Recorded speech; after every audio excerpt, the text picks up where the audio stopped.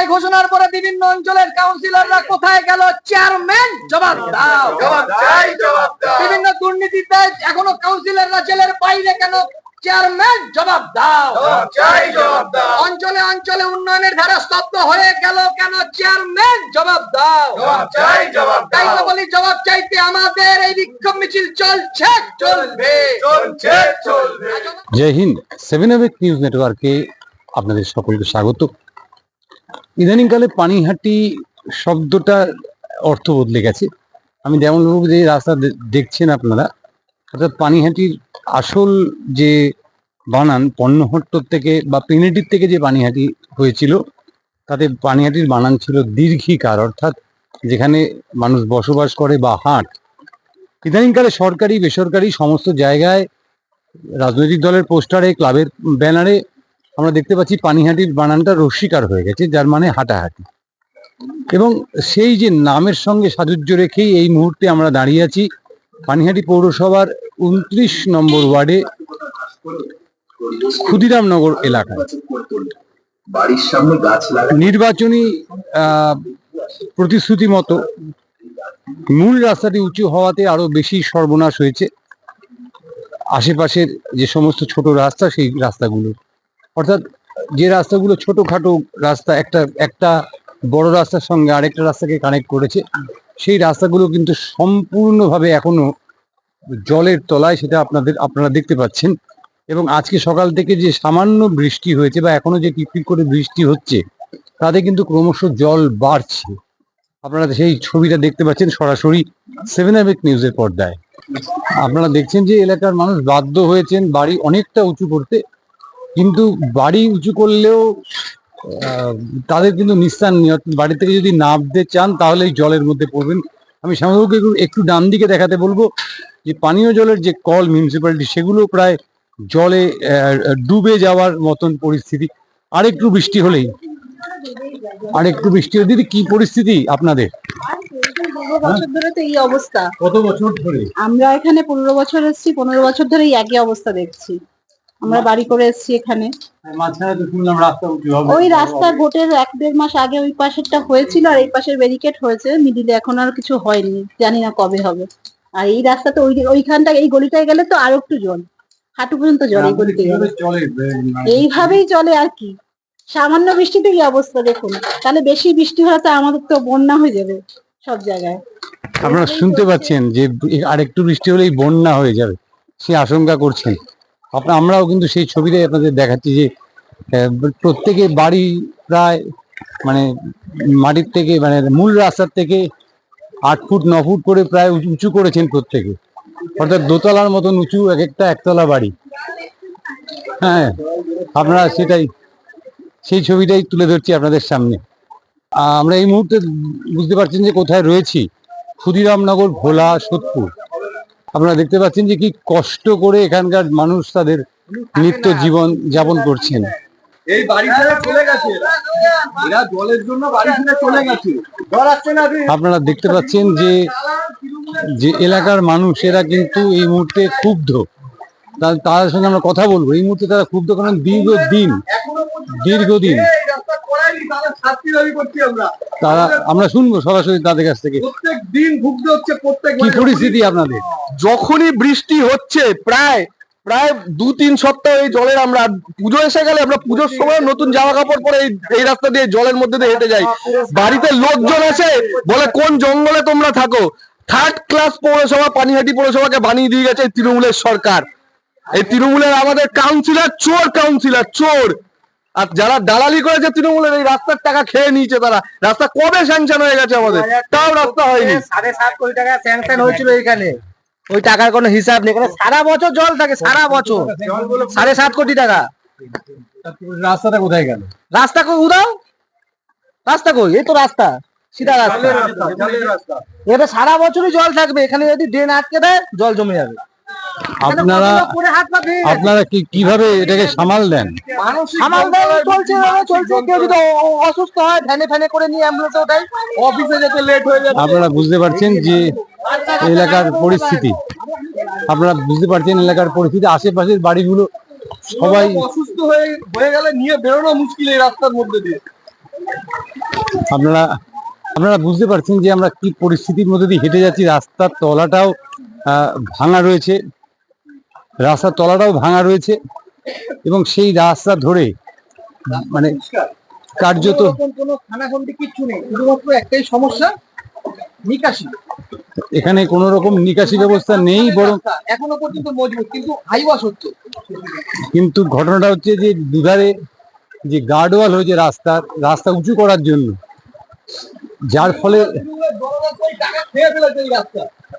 আপনারা বুঝতে পারছেন যে এলাকার বাসিন্দারা ক্ষোভে ফুঁসছেন। 1 মাসের নিচে নামেই না। 1 মাস পরে দীর্ঘদিনের সমস্যা। দীর্ঘদিনের সমস্যা, প্রত্যেক বছরই এরকম হচ্ছে। আর এই বছরে তো বেশি হচ্ছে, আরো বেশি হবে বলছে শুনছি, আরো বেশি। এই যে জল একদম নামছে না, এই 7 দিন রোদ হলো কোনো ব্যাপারই না, এরকমই জল থেকে যায়। আপনারা বুঝতে পারছেন যে সাধারণ মানুষ দীর্ঘদিন আমাদেরকে বলছেন তারা যে আপনারা তো এর আগেও এই অঞ্চলে এসেছেন, দেখিয়েছেন। আসলে আমরা শুনেছি যে এই অঞ্চলের মা কাকিমাদের থেকে শুনুন কি কষ্ট করে তাদের আমরা শুনেছি এই অঞ্চলের জল নিষ্কাশনের জন্য বড় প্রকল্প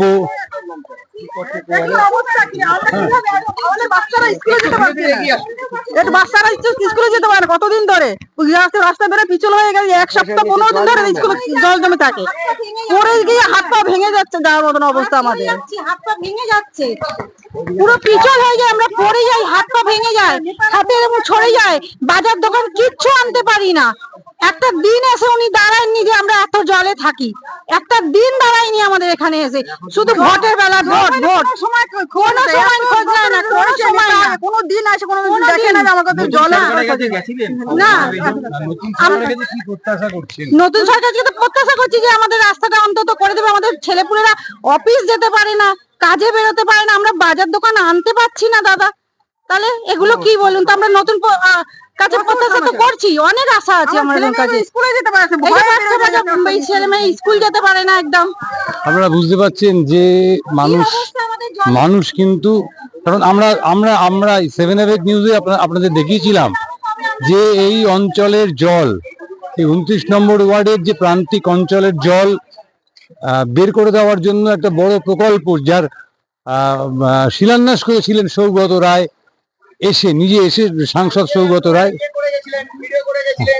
কিন্তু সেই যে জল নিষ্কাশনী ব্যবস্থা, যেটা পানিহাটি এবং উত্তর দমদমকে মিশিয়ে নিয়ে একটা নিষ্কাশনী ব্যবস্থা, এবং আমাদেরকে কথা দেওয়া হয়েছিল, এই অঞ্চলের মানুষকে কথা দেওয়া হয়েছিল যে এই বর্ষায় আর জল জমবে না, সেই পাম্প নাকি কাজ শুরু করবে।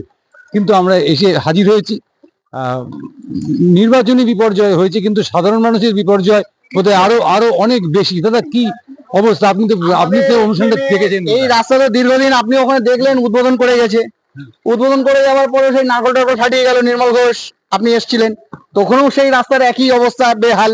আজও সেই তার থেকেও বেহাল করে গেল ভোটের আগে। এতদিন ধরে এই রাস্তা কোনো কাজ তো করলোই না। তার মধ্যে আপনার এই ভোটের আগে ওটা তো হচ্ছিলই না, ওটার পরে আমার সঙ্গে অনিন্দামের সঙ্গে একবার কথা হলো, কথা হয়ে আমাকে ফোন করলো যে আমি ওটা 2 দিন পরেই এটা আমি ধরবো। আমি বললাম ওনাদেরকে যে আপনি 29 তারিখের মধ্যে এটা কমপ্লিট, না দাদা এটা 29 তারিখের মধ্যে, অরিন্দম বলছে 29 তারিখের মধ্যেই আপনার এই রাস্তা আমরা কমপ্লিট করে দেবো। আজও 29 তারিখে আসেনি, সরকার পাল্টিয়ে গেল, তাতেও কেউ এদিকে আসছে না। আমরা এই জলে সেই জলেই ভাসছি, তাহলে আমাদের লাভটা কি? আমরা কি দীর্ঘদিন এইভাবেই ভাসবো? এটা কিন্তু একটা বড় প্রশ্ন যে দীর্ঘদিন ধরে মানুষ এই সমস্যা, এবং এই সমস্যার সমাধানে কোটি কোটি টাকা বরাদ্দ, সেটাও আমরা শুনেছিলাম। যদি পারি আমরা সেই ভিডিও আপনাদেরকে আবার দেখাবো। কিন্তু এই মুহূর্তে আমরা সাধারণ মানুষের যে জল যন্ত্রণা, সেই জল যন্ত্রণাটাই আপনাদের সামনে তুলে ধরছি।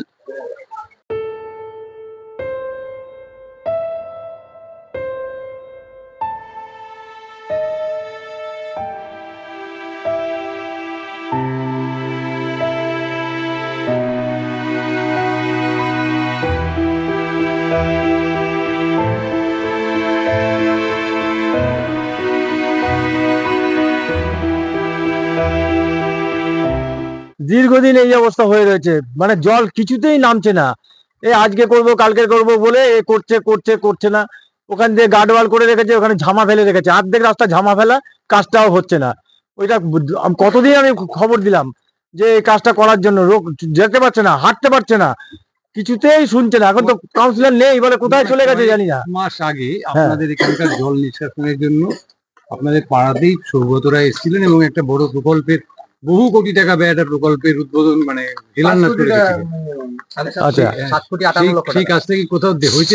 এদিকে হয়নি, এদিকে হয়নি, কোথাও কি হয়েছে? বলে গেছে কিন্তু এখন পর্যন্ত সেই কাজ হয়নি। না, আদৌ কোনো কাজই হয়নি, কোনো কাজই হয়নি, ওই জাস্ট উদ্বোধন করে দিয়ে চলে গেছে, উদ্বোধন করে গেছে কিন্তু কোনো কাজ হয়নি, কোনো কাজই হয়নি। আর আসলে উনাকে দেখাই পাওয়া যায় না। দেখাই পাওয়া যাচ্ছে না। হ্যাঁ, সব আপনারা বুঝতে পারছেন যে এলাকার মানুষ ক্ষুব্ধ শুধু নয়, তারা ফুঁসছেন। তারা বলছেন যে এইখানে কোটি কোটি টাকা বরাদ্দ হয়েছে। সমাধান করতে হবে 29 নম্বর ওয়ার্ডের নিকাশি ব্যবস্থার সমাধান করতে হবে। পৌর বোর্ড 2013 সালে তৃণমূল কংগ্রেসের পৌর বোর্ড তৈরি হওয়ার পরও নিকাশি ব্যবস্থার সমাধান হলো না কেন? পৌর প্রধান জবাব দাও, পৌর প্রধান জবাব দাও। 7,58,00,000 টাকা স্যাংশন হওয়ার পরে 29 নম্বর ওয়ার্ডে ড্রেনের কাজ সম্পন্ন হলো না কেন? পৌর পিতা জবাব দাও। তাই তো বলি, জবাব চাইতে আমাদের এই বিক্ষোভ চলছে, চলবে। আমাদের এই বিক্ষোভ চলছে, চলবে। দীর্ঘদিন ধরে নিম্নমানের রাস্তার বিরুদ্ধে আমাদের এই বিক্ষোভ চলছে, চলবে। আপনাদের এই যে বিক্ষোভ আপনারা এতক্ষণ ধরে দেখাচ্ছেন, আমরাও সেই বিক্ষোভের সঙ্গে সহমত, কিন্তু আপনাদের মূল দাবিটা কি?